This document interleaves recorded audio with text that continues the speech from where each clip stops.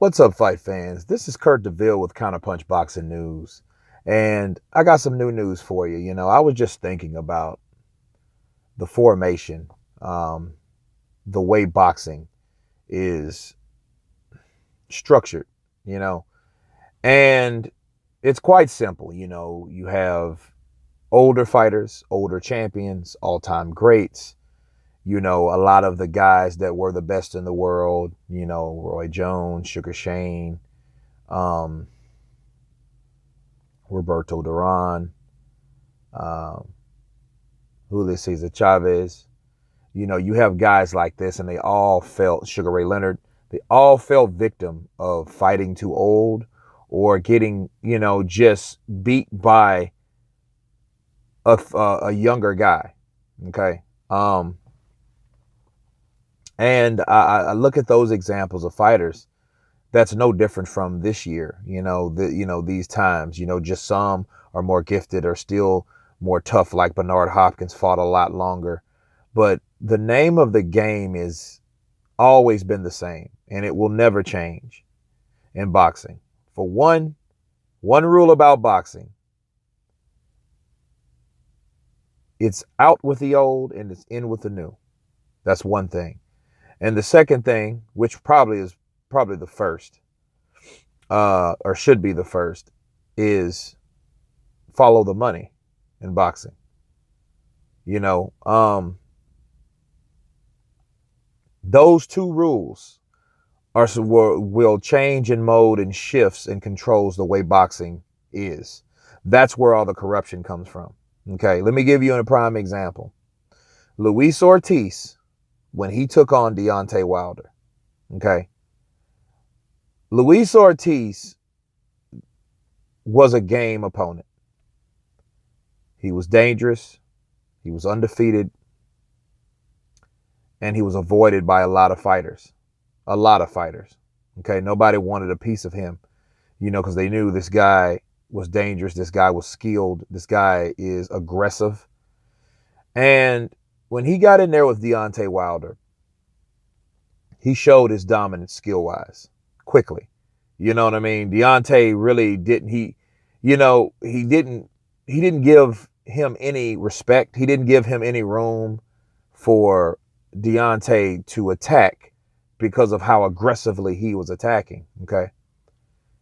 If you look at that fight, Deontay dropped Ortiz. You know what I mean? Hurt him with a straight right. You know what I mean? And that put him on Queer Street. He was saved by the bell. Cool. All right. That power started to kick in. Then Ortiz, okay, this guy has power.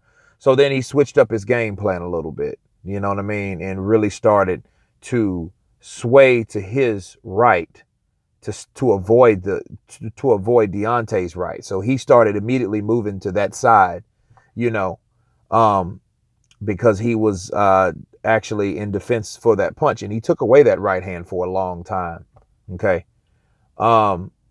Ortiz still countered back because he's a counterpuncher naturally, especially fighting a traditional fighter, and vice versa for a traditional fighter, or should I say an orthodox fighter. Well, he clips in the seventh round. He clips Ortiz. He clips Deontay with a right hand, with this right hook. And it really buckled Deontay. It buckled him. And then this onslaught, he might have got hit with 11, 12 punches, flush. And Deontay didn't have any answer. These were unanswered punches. Now had this been a certain referee, then they would have stepped in.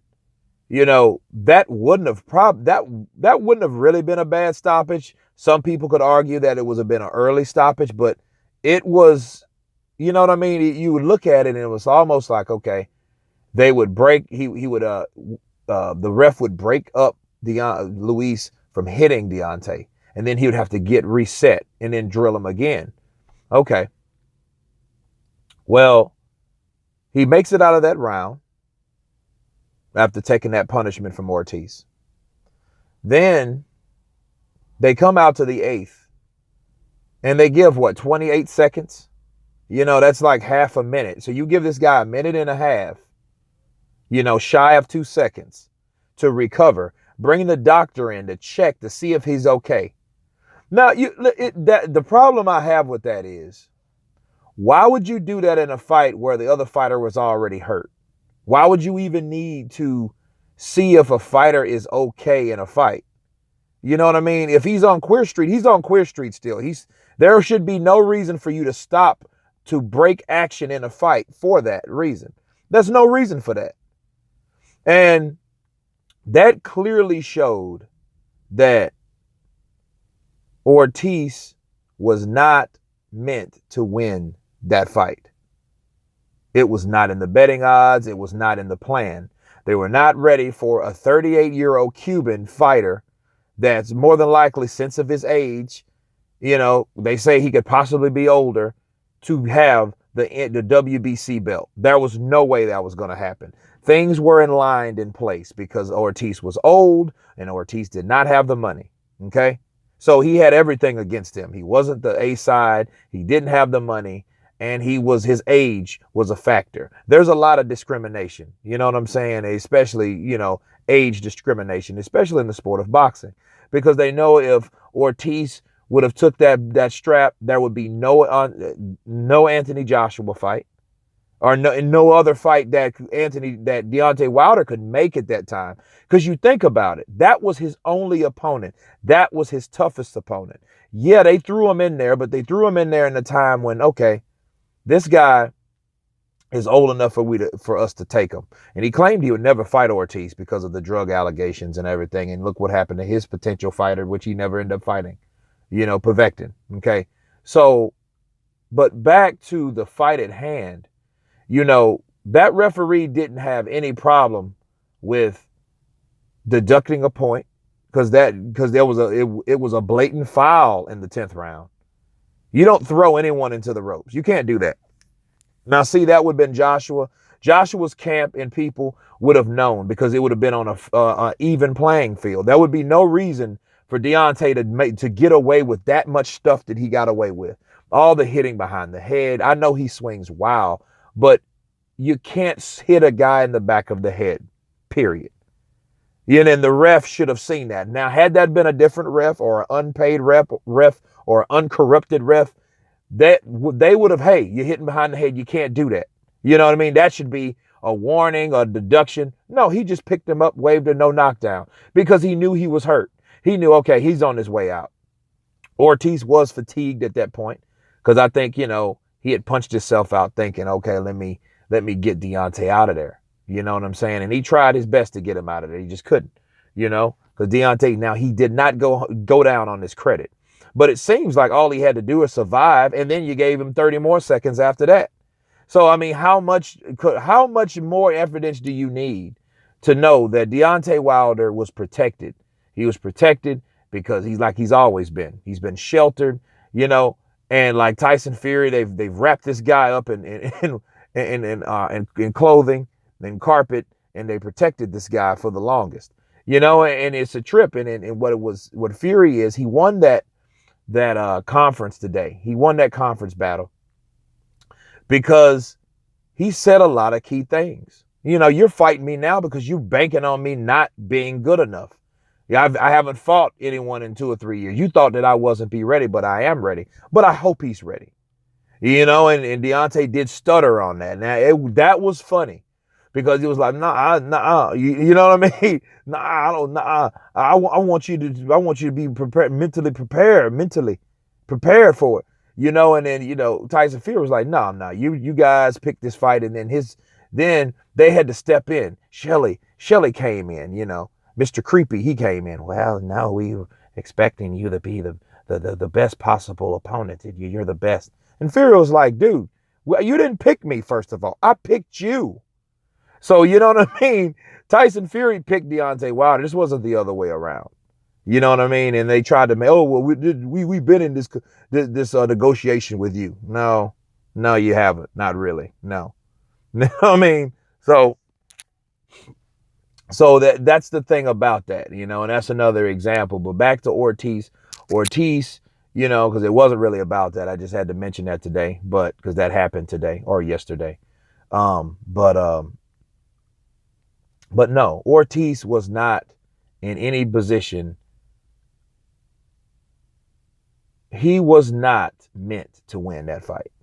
Everything was against him, you know. So yeah, he got him out of there. He half fouled him. He knocked him to the ground. He knocked him, you know, he knocked him out, and he really didn't knock him out. What he did, they just stopped, you know, because he knocked him down 3 times in the 10th.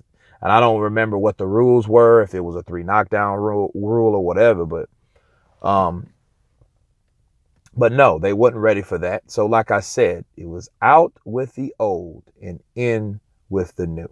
Deontay Wilder has at least 3 or 4 years left, maybe of fighting, 2 or 3 at best. Okay. But Luis Ortiz, there's no guarantee at 39 or 38, because he's 39 now. So there's no guarantee that he would be still that guy if he foiled and spoiled their plans, okay, of getting that type of fight with Anthony Joshua, because that was the money that I think the managers were trying to get. And you really, if you look at that, why do you think they're so hell-bent on getting a 50-50 split or a percentage split? Because they're worried about money in their own pockets. You look at Luda Bella, Shelly Finkel, Al Heyman. All these people are connected to Deontay Wilder. He has too many damn people, for one, to, you know, that's in his pocket, I feel. That's why I think they're really pushing the idea of getting a split. I don't think Deontay Wilder probably would have had a problem with it until they convinced him, hey, this is why you need to take this money. But the hell with negotiations. Back to the initial fight. Luis Ortiz wouldn't have got a fair shake against Deontay Wilder, because I think that fight was protected from top to bottom. That's what I feel. I've given you guys reasons on why I feel this way. You know what I mean? You knock a guy down 3 times, but then you give him some punches, and he's on Queer Street, and they stop the fight for him. Are you okay? Or can you continue? What the hell is that? He wouldn't cut. He wouldn't, you know what I'm saying? There was no clash of heads or nothing like that. That would be the only reason for them doing that.